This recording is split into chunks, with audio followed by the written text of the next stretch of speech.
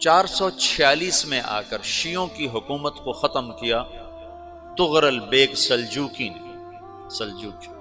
سلجوق مسلمان ہوئے تھے محمود غزنوی کے دور میں، سلجوق ان کے بڑے کا نام تھا۔ تو ایک دفعہ محمود غزنوی نے سلجوق سے پوچھا اگر مجھے تیری مدد کی ضرورت ہو تو کتنے آدمی پیش کر سکتے ہو؟ تو اس نے ایک تیر دیا، کہا یہ ایک تیر ہے میرا،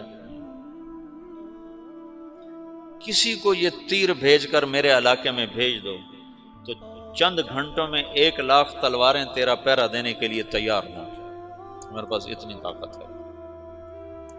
تو یہ سلجوق کی نسل میں تھا طغرل بیگ۔ اللہ تعالیٰ نے جب عرب زوال کا شکار ہو گئے اور ضعف کا شکار ہو گئے، جیسے بڑھاپے کا کوئی علاج نہیں، جب قوموں پہ زوال آتا ہے تو اس کا بھی کوئی علاج نہیں، پھر اور قوم کو جگہ ملتی ہے۔ جیسے بڑھاپا ایک فرد پہ آتا ہے، ایسے بڑھاپا قوم پہ آتا ہے۔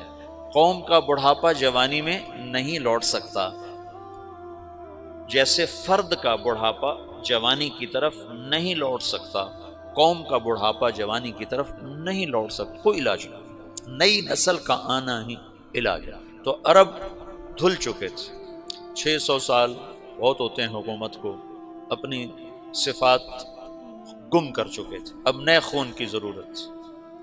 طغرل بیگ پہلا شخص تھا جس نے آ کر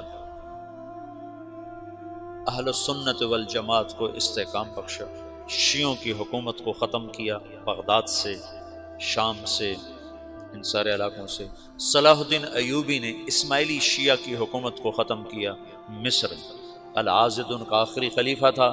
صلاح الدین ایوبی نور الدین زنگی رحمۃ اللہ علیہ کا پروردہ تھا، اس کا دوست تھا، اس کے دوست بھی تھا، بچہ بھی تھا اس کے سامنے، زیادہ لکھنے پڑھنے کا شوق تھا۔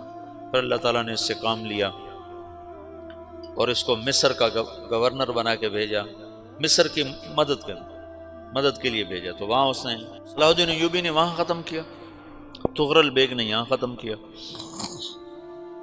تو پھر سلجوق جو تھے نا یہ اقتدار میں آئے، ادھر ختم ہو گئی سلطنت بنو عباس کی، مصر ایک چھوٹی سی ترکوں کی سلطنت۔ تو اللہ تعالیٰ پھر مرکزیت کے لیے ایک نظام چلایا، دو لشکر آپس میں لڑ رہے ہیں ایک میدان میں، ایک جنگلی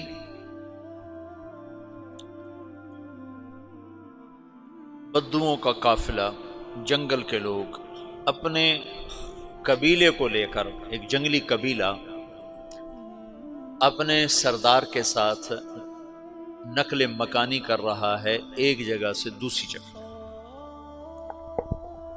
اللہ کا نظام کہ یہ لوگ چلتے چلتے چلتے اس وادی میں پہنچ گئے جہاں جنگ ہو رہی ہے، دو لشکر آپس میں لڑ رہے ہیں۔ جب یہ وہاں پہنچتے ہیں تو ایک لشکر کے قدم اکھڑ رہے ہیں اور دوسرا غالب آ رہا ہے۔ ان کو نہیں پتا شکست کھانے والے کون ہیں اور فتح پانے والے کون ہیں، ان کو نہیں پتا۔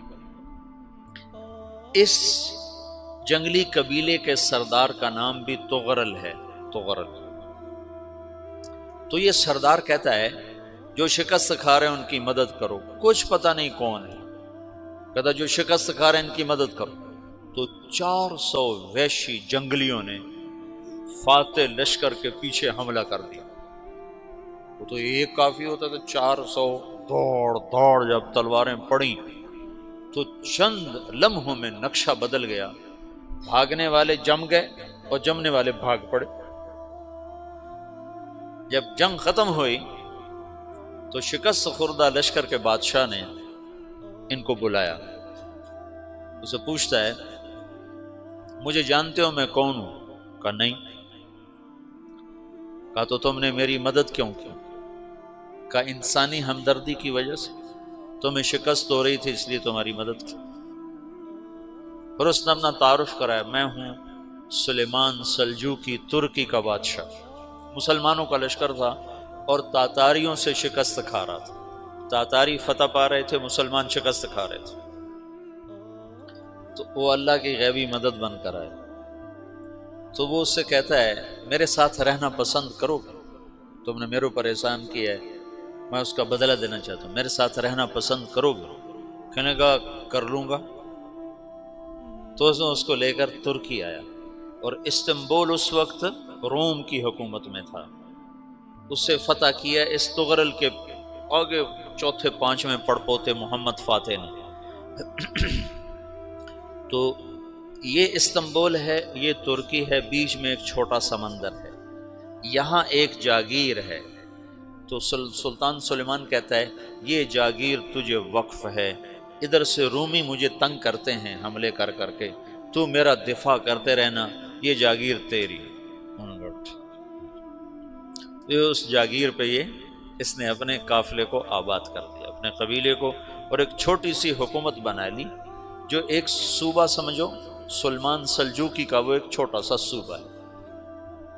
وہاں جب یہ رہ پڑا تو پھر یہ ایک شیخ کے بیت ہوتا ہے، وہاں شیخ طریقت ہے، ان کے یہ بیت ہونے جاتا ہے، وہ اس کو رات اپنے پاس ٹھہراتا ہے، تو ایک کمرے میں ان کو ان کا خادم ٹھہراتا ہے۔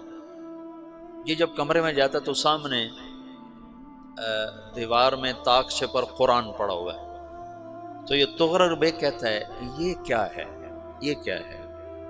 تو وہ خادم کہتا ہے یہ کتاب اللہ ہے، قرآن ہے۔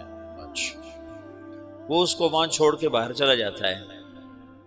وہ دیہاتی آدمی، جنگل کا رہنے والا، پہلی دفعہ زندگی میں قرآن دیکھا، وہ کہتا ہے یہ قرآن ہے، اللہ کی کتاب ہے، میں اللہ کی کتاب کے سامنے سو جاؤں، کتنی بے ادبی ہے۔ تو اس نے ایسے قرآن اٹھایا اور سر پہ رکھ لیا اور کھڑا ہو گیا، ساری رات قرآن سر پہ رکھ کے کھڑا رہا۔ رات کے پچھلے پہر اس کو خواب آیا، کھڑے کھڑے اس نے دیکھا کہ اس کی پشت سے ایک چاند نکلا اور شیخ کی بیٹی کے سینے میں جا کے اتر گیا۔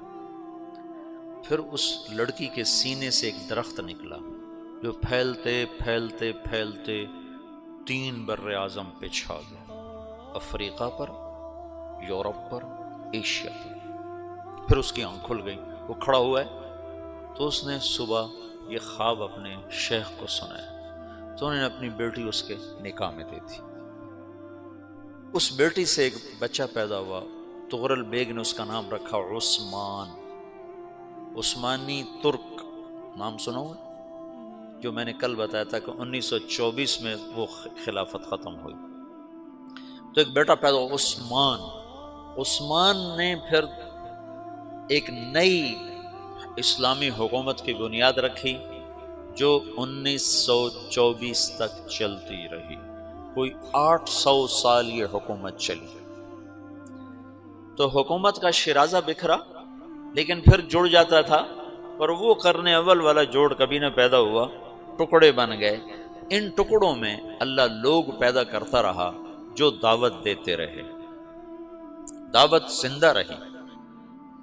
جو تربیت کا نظام تصوف کے ساتھ تھا اب وہ تبلیغ کے ساتھ۔